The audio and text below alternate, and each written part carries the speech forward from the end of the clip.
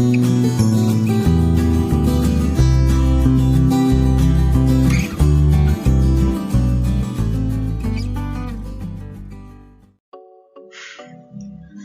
semuanya, kembali lagi bersama saya di video pembelajaran geografi untuk SMA kelas 12. Hari ini kita akan masuk di bab yang kedua, yaitu desa dan kota. Di bab yang kedua untuk materi kelas 12, kita akan mempelajari bagaimana interaksi antara desa dan kota, apa perbedaan antara desa dan kota, bagaimana dampak interaksi desa dan kota terhadap desa maupun kota tersebut, dan bagaimana pemerataan pembangunan desa dan kota di Indonesia. Perhatikan gambar berikut. Gambar ini menunjukkan kenampakan keruangan desa dan kota.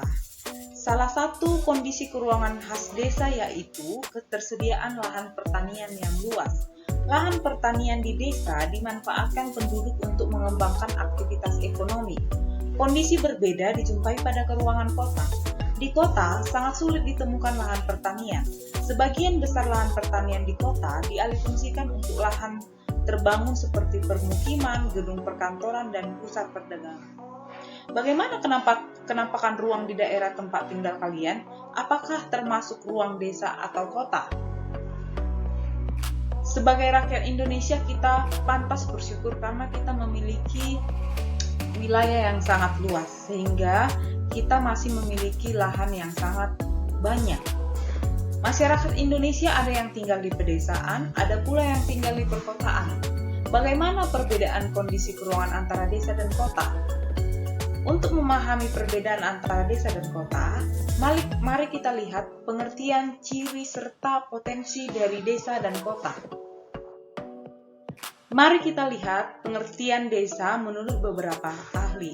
Yang pertama, menurut Profesor Dr. Bintarto, desa merupakan perwujudan geografis yang ditimbulkan oleh unsur-unsur fisiografis, sosial, ekonomi, politik, kultural setempat dalam hubungan dan pengaruh timbal balik dengan daerah lain. Sedangkan menurut Undang-Undang Nomor 22 Tahun 1948, pasal yang pertama, desa merupakan daerah yang terdiri dari satu atau lebih dusun yang digabungkan, sehingga merupakan suatu daerah yang memiliki syarat-syarat cukup untuk berdiri menjadi daerah otonom yang berhak mengatur rumah tangganya sendiri. Sedangkan menurut Undang-Undang Nomor 5 Tahun 1979, desa adalah wilayah yang ditempati sejumlah penduduk yang mempunyai organisasi pemerintahan yang terendah langsung di bawah camat. Kemudian menurut Daljuni, desa adalah suatu tempat di mana penduduk berkumpul dan hidup bersama dan menggunakan lingkungan setempat untuk mempertahankan, melangsungkan, mengembangkan kehidupan mereka.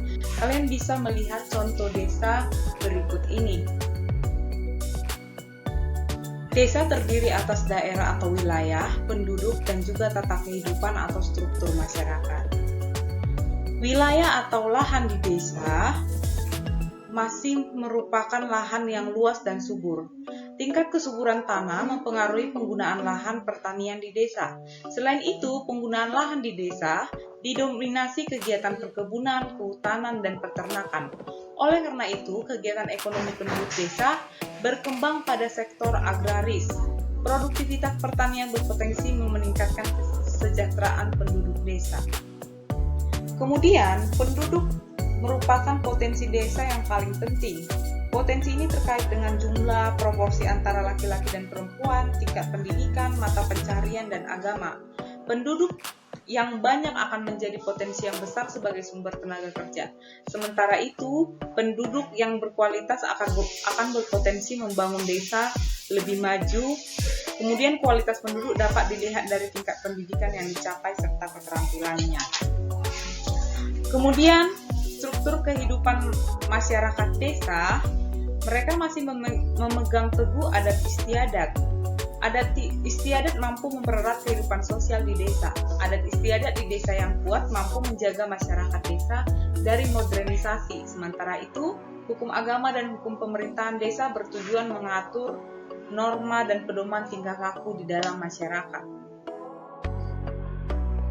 Sekarang mari kita perhatikan bagaimana ciri-ciri desa. Secara umum, masyarakat di desa bersifat homogen atau sama. Mata pencariannya di bidang agraris atau pertanian, nilai budayanya masih beradat istiadat yang ketat, sikap dan juga pola pikirnya masih statis. Yang kedua, kehidupan masyarakat desa dipengaruhi oleh faktor geografis seperti letak daerah, iklim, ketinggian, kesuburan, dan tata air. Artinya, hidup masyarakat di desa bergantung kepada kesuburan tanah. Apabila di daerah mereka tanahnya subur, maka kehidupan mereka atau tingkat perekonomian mereka lebih tinggi. Yang ketiga, sifat konservatisme atau masih bersifat kolot. Kolot itu artinya tidak menerima modernisasi. Yang keempat, sikapnya udik atau isolatif atau kurang pergaulan. Yang kelima, sistem kontrol ditentukan oleh nilai norma dan hukum adat. Jadi hukum adat di desa itu masih sangat ketat. Yang keenam, ikatan kekeluargaan masih sangat erat. Yang ketujuh, sistem ekonomi agraris dan proses sosial berjalan lambat. Sedangkan ciri-ciri desa menurut Rochek dan Warren, yang pertama, kelompok penduduk yang bermata pencarian utama di daerah tertentu dan mempunyai peranan yang cukup besar. Yang kedua, komunitas keluarga terjalin secara langsung dan mendalam. Yang ketiga, suatu kelompok dibentuk berdasarkan faktor geografis. Keempat, hubungan masyarakat bersifat kekeluargaan, mobilitas penduduk rendah.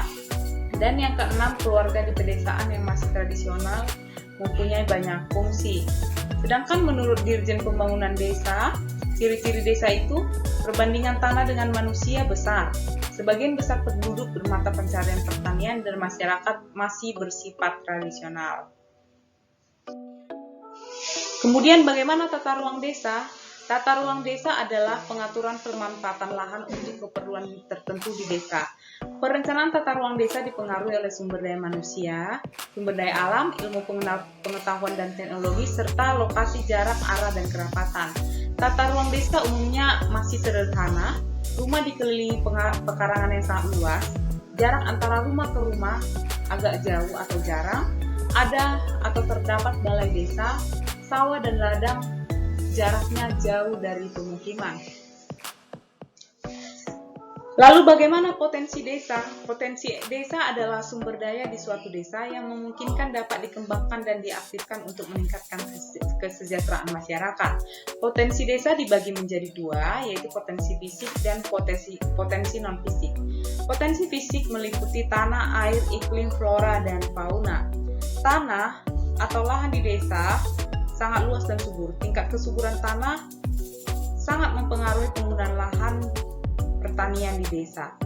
Sedangkan air, sebagian air di desa dimanfaatkan warga untuk keperluan sehari-hari seperti pertanian dan ternak. Kegiatan pertanian memanfaatkan air untuk irigasi alami. Air irigasi berasal dari sumber mata air.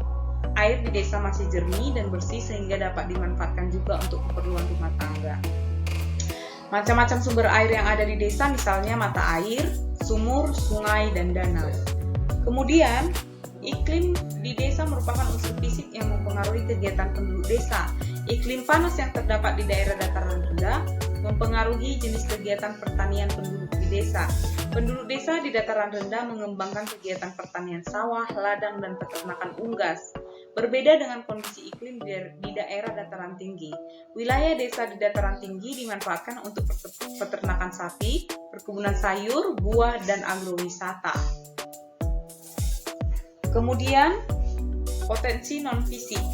Potensi non-fisik desa yaitu masyarakatnya sendiri, lembaga sosial desa, aparatur, dan pamong desa.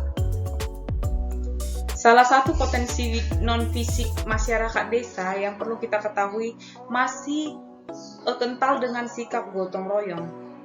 Tujuan dilakukan gotong royong yaitu menyelesaikan suatu pekerjaan untuk kepentingan bersama.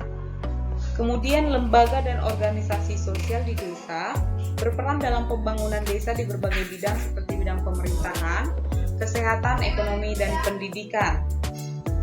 Kemudian, pemerintah di tingkat desa diperlukan untuk mengatur kehidupan di desa. Tanggung jawab aparatur dan perangkat desa antara lain menyelenggarakan pembangunan desa, menjaga kelancaran dan ketertiban pemerintahan di tingkat desa, serta mengayomi seluruh warga desa. Contoh aparatur dan perangkat desa adalah kepala desa, kepala dusun, dan kepala adat. Selanjutnya kita akan bahas pengertian, ciri, dan potensi dari kota. Kota memiliki daya tarik sendiri bagi penduduk desa.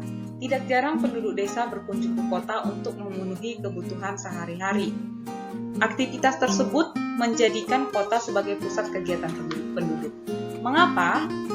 Karena kota dianggap sebagai daerah yang mengalami kemajuan yang sangat cepat. Kehidupan kota sangat heterogen. Coba perhatikan pengertian kota menurut Bintarto. Kota sebagai kesatuan jaringan kehidupan manusia yang ditandai dengan kepadatan penduduk yang tinggi, diwarnai dengan strata sosial ekonomi yang heterogen, serta coraknya materialistis. Seperti yang kamu ketahui, kamu sendiri juga tinggal di ibu kota. Kamu sudah tahu bahwasannya penduduk di kota itu dan segala aktivitas di kota sangat beragam atau heterogen. Kondisi tersebut dibuktikan oleh keragaman jenis latar belakang penduduk, berbagai macam pekerjaan, dan kebiasaan penduduk. Penduduk kota hidup berdampingan dengan segala perbedaan dan kepentingan. Lalu bagaimana kita dapat mengenali suatu daerah dapat dikatakan sebuah kota? Kota memiliki karakteristik fisik dan karakteristik sosial. Mari kita lihat karakteristik fisik dan sosial kota menurut Bintarto. Yang pertama, ada karakteristik fisik atau ciri fisik. Di daerah kota, tersedia banyak pusat pelayanan ekonomi, terdapat tempat wisata dan area olahraga, terdapat gedung-gedung pemerintahan, terdapat alun-alun atau lapangan besar, serta area parkir cukup memadai. Sedangkan ciri-ciri sosial desa, masyarakatnya bersifat heterogen atau berbeda-beda. Terjadi kesenjangan sosial antara penduduk miskin dan kaya. Masyarakat masih bersifat individualistis dan materialistis. Mata pencaharian non-agraris. Corak kehidupannya masih bersifat gesellschaft atau hubungan kekerabatan mulai muda. Kemudian norma-norma agama tidak begitu ketat, pandangan hidup lebih rasional dan menerapkan strategi peruangan yaitu pemisahan kompleks dan atau kelompok sosial masyarakat secara tegas. Selanjutnya, bagaimana potensi kota? Potensi sebuah kota menjadi modal besar jika dikembangkan dan dimanfaatkan dengan benar, sehingga pertumbuhan kota lebih terarah dan berkarakter. Potensi kota dapat dipandang dari segi ekonomi, sosial, budaya, dan juga politik. Potensi ekonomi yang dimiliki kota yang pertama adalah adanya fasilitas untuk memenuhi kebutuhan hidup bagi warga kota, misalnya pasar, pusat perbelanjaan, bank, dan kawasan industri. Kemudian potensi politik yang dimiliki kota adalah adanya aparatur kota untuk menjalankan tugas dan melayani masyarakat, lembaga politik maupun partai politik.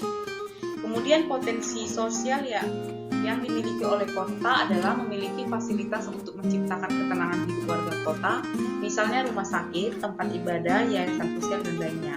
Sedangkan potensi budaya yang dimiliki oleh kota adalah adanya sarana kesenian maupun pendidikan yang dapat memberi gairah hidup bagi warga kota. Budaya di kota terkait dengan penggunaan bahasa, perkembangan teknologi, organisasi sosial, mata pencarian, kesenian, dan kehidupan keagamaan. Perkembangan teknologi di kota cukup pesat. Kondisi tersebut dapat dilihat dari penggunaan teknologi modern dalam aktivitas seperti penggunaan gawai, komputer, dan mesin-mesin robot lainnya. Kehidupan keagamaan di kota juga beragam. Keragaman tersebut memperkaya kehidupan kota.